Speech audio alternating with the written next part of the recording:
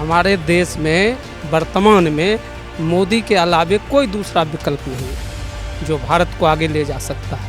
मकान दिए गए, वहाँ 30% मुसलमानों को दिए गए। बताओ कहाँ भेदभाव हुआ? कोई भेदभाव नहीं कर रहा, बल्कि हम जहाँ के जो मुस्लिम हैं हम उनको सर आँखों में बिठाते हैं, वो हमारे दिलों की धड़कन है, ऐसी बात नहीं है। 2014 में प्रधानमंत्री बने थे मोदी, और आज देश हमारा कहाँ पर पहुँच गया है। देश तरक्की कर रहा है।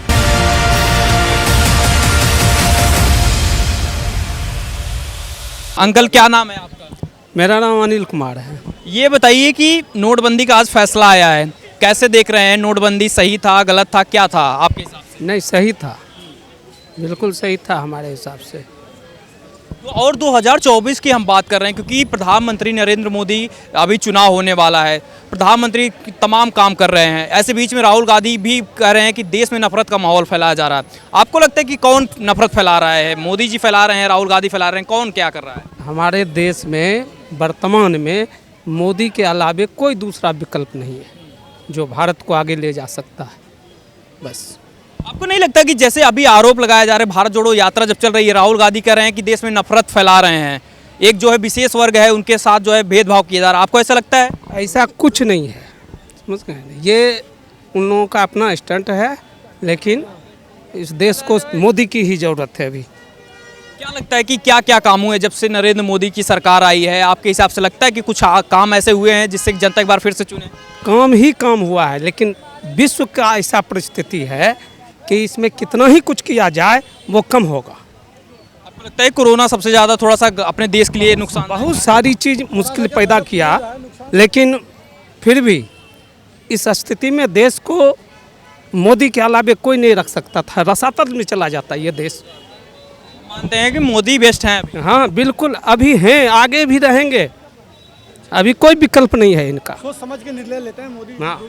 आप क्या नाम है भैया आपका? साकिर। ये बताइए कि 2024 का जो है प्रधानमंत्री का चुनाव होने वाला है, उससे पहले आप लोगों से हम ये जानना चाहते हैं कि काम किसने बढ़िया किया है, नरेंद्र मोदी या फिर कोई दूसरा ऑप्शन देख रहे हैं आप लोग? अभी ना मैं किसी का नहीं देख रहा हूँ, किसका काम है नहीं है। जब से नोटबंदी चालू हुआ है, सिर्फ जो नौकरी करता है उसका फ़ायदा हुआ है, जो मजदूर है उसका कुछ फ़ायदा नहीं हुआ है। जो मजदूर है कुछ फ़ायदा नहीं। यहाँ पे कन्नड़ प्लस में दिल्ली में आता है, 40-50 बंदे हैं बीजेपी के भक्त हैं, यहाँ पे आकर के वही लोग सिर्फ बयान देते हैं सिर्फ बीजेपी की तरफ से, लेकिन सही आगे जाओगे ना कोई बयान नहीं देगा बीजेपी की तरफ से सही से। सिर्फ नौकरी वालों को फ़ायदा हुआ है, आम जनता को कुछ फ़ायदा नहीं हुआ है। तो जो नौकरी करेगा, जो पैसे कमाएगा, उसी का तो फायदा हुआ है ना। आम जनता का लॉकडाउन लग गया, आम जनता कमाया, नौकरी वालों को पैसे मिला, आम जनता को मिला है कुछ। लेकिन जिस तरीके से नरेंद्र मोदी सरकार ने फिर राशन बंटवाया, फ्री में वैक्सीन दिया, तो ये सब नहीं काम लगता है कि आपको अच्छा किया? प्रधानमंत्री वो नहीं देगा, फिर कौन देगा? राहुल गांधी प्रधानमंत्री थोड़ी ना है जो वो देगा, जो प्रधानमंत्री है वो तो देगा ना। नहीं तो ये चीज़ भी बताना पड़ेगा ना। आप तो बता रहे हो जिस तरीके से कि नरेंद्र मोदी ने कुछ किया ही नहीं, ऐसा तो आप बताना चाह रहे हो? नहीं किया कुछ, जो भी किया गुजरात में किया है। पटेल मूर्ति बनाया 300 करोड़ का, रोड बना, हाईवे रोड बनाया, नरेंद्र मोदी स्टेडियम बनाया। इंडिया में क्या बना? सिर्फ गुजरात में जाके बनाया वो। गुजरात इंडिया का पार्ट नहीं है। नहीं, गुजरात तो इंडिया में है। गुजरात इंडिया का नहीं है, इंडिया में गुजरात है, वो अलग बात है, लेकिन गुजरात में बनाया, यहाँ पे नहीं बनाया है। 23 एम्स बन चुके हैं सर, 23 एम्स IIT बन गई हैं, कोई इनको दिखता नहीं है। क्या यार, मूर्ख आदमी है क्या? गुजरात है सिर्फ, दिल्ली में नहीं बना कुछ। पेरीफेरल बन गया, वो दिखता नहीं है तुम्हें? है भीम ऐप चल रहा है तुम्हारा। सुनो, आपको अब नहीं लगता जिस तरीके से आप बता रहे हो गुजरात के रिचार्ज कितने का कराते थे इनसे पूछ लो, और अब वीडियो कॉल करते हैं। क्या कंपनी वाला सस्ता कर रहे हैं? तो भाई रिचार्ज हो मोदी का थोड़ी ना है। मोदी ने समर्थन दिया तभी तो किया है। क्या पहले कांग्रेस के टाइम पे क्यों नहीं था ऐसा? अगर मोबाइल नहीं रहेंगे तो मोदी कंपनी खोलेंगे क्या? देखिए ये जो कह रहे हैं सर जी कि रही बात रिचार्ज की, रिचार्ज पहले आप 290-50 में एक महीने का नहीं कराते थे। अब अगर आपने जो टेलीनॉर कंपनी जो बंद हो गई, वो 6 रुपये में पर डे पूरी फ्री देती थी। अब इनसे अगर 6 से मल्टीप्लाई करें तो कितने रुपए हो गए? अब आप मुझे टेलीनॉर कंपनी का भ्रष्टाचार पकड़ा गया, 2 नंबर की कंपनी थी, गई काम से। ऐसी बहुत कंपनियां हैं जो डिमोनेटाइजेशन के बाद बंद हुई, मोदी के आने के बाद बंद हुई। सर 2 लाख से ज़्यादा कंपनियों को मोदी ने बंद किया है, 2 लाख से ज़्यादा NGO को बंद किया है जो इस देश में एजेंडा चलाते थे। टेलीनॉर भी उनमें से एक थी, एयरसेल भी उनमें से एक था, ठीक है ना। वीडियो बहुत ऐसी कंपनी है। अब कौन चल रहा है? जब से अंबानी ने क्या कहा था, धीरू भाई अंबानी पेट्रोल पंप पे पेट्रोल भरा करता था, आज सबसे बड़ा उद्योगपति बने उसके बेटे, वो और उनके बेटे। धीरू भाई अंबानी के समय इंदिरा गांधी बैठाती थी, साथ खाना खिलाती थी। उद्योगपतियों का कोई ऐसी पार्टी दिखा दो चंदा ना लेती हो। टाटा भी सबको, सारी पार्टियों को चंदा देते हैं, चाहे कम्युनिस्ट हो चाहे आम आदमी पार्टी हो। और एक बात, जब कर लो दुनिया मुट्ठी में कहा गया था, 24,000 का मोबाइल था, 500 रुपये में दिया था, फिर इंस्टॉलमेंट बांध दी थी। सबसे सस्ता मोबाइल उपलब्ध करवाया रिलायंस ने, सबसे सस्ता जियो डाटा उपलब्ध कराया किसने? मुकेश अंबानी ने, अपने पिताजी का सपना पूरा करने के लिए। इस देश को कितनी सहूलियत दे दी उस व्यक्ति ने कि सारी कंपनियों को वो फॉलो करना पड़ा पैटर्न। नहीं तो हम 1 GB डाटा 290 रुपये में एक महीने का डाटा मिलता था, अब 290 में sir per day 2 GB data मिल रहा है। कितनी बड़ी बात है, ये परिवर्तन आया है। देखिए ये परिवर्तन आया है, हम एक्सेप्ट करते हैं, लेकिन ये गुजरात के लिए नहीं है, ये ऑल इंडिया के लिए है। परिवर्तन आया जो आप जो ये बोल रहे हैं 299 रुपये में 2 GB पर डे आ रहा है। लेकिन आप अगर पिछले 5 साल में देखें तो इसमें जो है, अगर आपने रिचार्ज नहीं कराया तो आपकी इनकमिंग वैलिड नहीं है। आपको अगर आपको खाली सुनना है, आपको कॉलिंग नहीं करनी, भाई कोई मजदूर या किसान है उसका सिर्फ आने का है, उसके घर पेरेंट्स करते हैं, तो उसको कंपलसरी है आपका 239 का आपको रिचार्ज कराना पड़ेगा। इसका क्या मतलब है, क्यों कराना पड़ेगा? सुनने के लिए भी रिचार्ज चाहिए, क्यों? इसका मुझे रीज़न दीजिए। पहले तो सुनने के पैसे भी लगते थे सर, एक समय था पहले सुनने के पैसे भी लगते थे। अब 99 का एक रिचार्ज होता है कि आप सुन सकते हो। ज़्यादा फैसिलिटी चाहिए, कॉल फ्री कॉल भी चाहिए, तो मैं भी खुद कराता हूँ 299 का। ठीक है, आप रिचार्ज की सारी बातें हो रही है, आपको लगता है कि विकास हुआ है? अगर मुद्दा विकास का रखते हैं कि मोदी सरकार जब से आई है विकास हुआ है या नहीं हुआ है, आप क्या सोचते हो? नहीं, विकास तो हुआ है, तो विकास के ऊपर तो टिप्पणी करना ही है, क्योंकि सबको दिखता है विकास हुआ है। लेकिन जिस तरीके से जो चल रहा है माहौल, वो बहुत ही गलत अफवाह चल रही है। जो इनके जो भक्त हैं, जो भेदभाव करते हैं, वो नहीं होने चाहिए। जो बीजेपी के बड़े लीडर हैं वो उनमें बिल्कुल नहीं है। जो छोटे हैं, अनएजुकेटेड हैं, वो भेदभाव करते हैं, वो बिल्कुल नहीं होने चाहिए इंडिया के अंदर अपने। सर दिल्ली में अभी 3034 मकान दिए गए, वहाँ 30% मुसलमानों को दिए गए। बताओ कहाँ भेदभाव हुआ? अभी ये छोटे भी कोई कैसे कर लेगा? देखिए आप बात सुनो, अभी जो पीछे अभी जितने मर्डर हुए हिंदुओं के हुए, वो देखो अभी घोष ने मारा उसको, कन्हैया लाल को, अमरावती में कोहली को मारा, ठीक है। तो बताओ, दब तो हिंदू ही रहा है, सहनशील हिंदू है, हिंदू दब रहा है। उन्होंने कभी ऐसे ही अग्रेसिव स्टेप लिया? कभी किसी को मारने की धमकी दी? कुछ दिया उन्होंने? और आप देखो, आप कह रहे हो विकास की आप बात करो। अब 2014 में जब मोदी जी आए थे, यहाँ की इकोनॉमी पता कितने की थी? 1.85 ट्रिलियन डॉलर की, और आज की डेट में 3.25 ट्रिलियन डॉलर की इकोनॉमी हो चुकी है। और देखना, जो मार्क माई वर्ड 26-27 में ये 5 ट्रिलियन डॉलर क्रॉस करने वाली है। तो विकास नहीं हुआ तो क्या है? देखो यूके को पीछे छोड़ दिया, छठे स्थान पे, 5वें स्थान पे था इंडिया। तो ऐसा नहीं है, भेदभाव कोई नहीं। और ये कह रहे हैं भेदभाव हम क्या कर रहे हैं?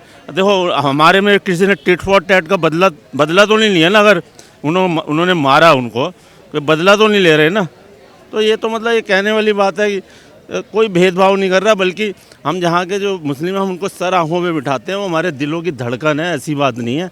कोई ऐसी बात नहीं है कि कोई भेदभाव किसी तरह का नहीं है, चाहे वो नीचे वाले हो चाहे ऊपर वाले हो, कोई भेदभाव नहीं कर रहा। भाजपा की गोवा में सरकार बनी, उत्तराखंड में बनी, यूपी में बनी, ठीक है। गुजरात में ऐतिहासिक 156 सीटें, शायद मेघालय में अभी कहीं चुनाव हुआ था, वहाँ भी बीजेपी जीती। सर जीत क्यों रही है? अगर सिर्फ एक स्टेट में विकास होता तो वहाँ नहीं जीतना चाहिए था। योगी जी इस साल के सबसे सर्वश्रेष्ठ मुख्यमंत्री माने गए हैं। क्यों? कुछ वर्क हो रहा है इसलिए। 10 लाख करोड़ की इन्वेस्टमेंट आ रही है, बिजनेस समिट होने वाला है, एलोन मस्क यहाँ पे इन्वेस्टमेंट करने वाला है, एप्पल ने अपनी यूनिट लगा ली, आज made in India Vivo Oppo के मोबाइल मिल रहे हैं हमको। क्या ये किसी को दिखते नहीं है क्या? 107 यूनिकॉर्न बन गए, एक यूनिकॉर्न 7,000 करोड़ का होता है। आप सोच के देखिए कितने लोगों को रोज़गार उपलब्ध होता है, 7,000 करोड़ की एक यूनिट लगती है। तो ये मैटर है, ये विकास हो रहा है, नहीं तो भाजपा जीतती नहीं। कुछ लोग इंटेंशनली अपनी कुछ बातें रखते होंगे, हमें उससे कुछ मतलब नहीं है, लेकिन 2024 में फिर से मोदी जी जीतेंगे, ये हमें विश्वास है, हम दिल से ये बात मानते हैं। सर आपसे एक सवाल रहेगा, क्योंकि मुद्दा सबसे ज़्यादा अगर रिसेंट का आ रहा है तो नोटबंदी को लेकर आ रहा है। नोटबंदी को लेकर आज सुप्रीम कोर्ट का फैसला आया है कि नोटबंदी का फैसला सही था। आप क्या सोचते हैं उस पर? बिल्कुल सही था, हम तो कह रहे हैं बिल्कुल सही था। 2016 में नोटबंदी का डिसीज़न आया।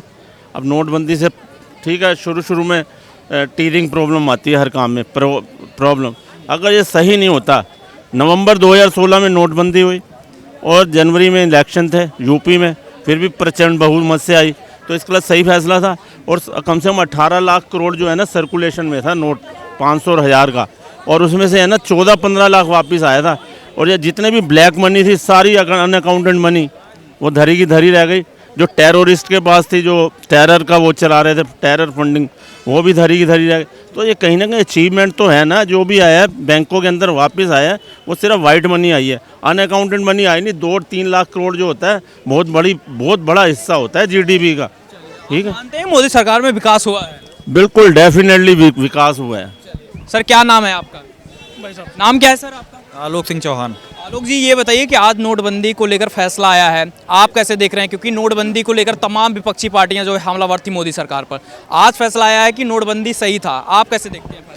नोटबंदी जो माननीय प्रधानमंत्री जी ने की थी 2016 में, उससे हमारे देश में कई चीज़ें हुई।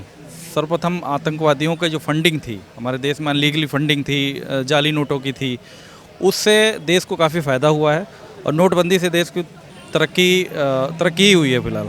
लेकिन विपक्ष आरोप लगा रहा था कि देश जो है जब से नोटबंदी हुआ है, मोदी जी ने एकदम कमर तोड़ दी है गरीबों की। ऐसा कुछ लगता है जो आरोप विपक्ष हमेशा लगाता है? 2014 में प्रधानमंत्री बने थे मोदी, और आज देश हमारा कहाँ पर पहुँच गया है। देश तरक्की कर रहा है।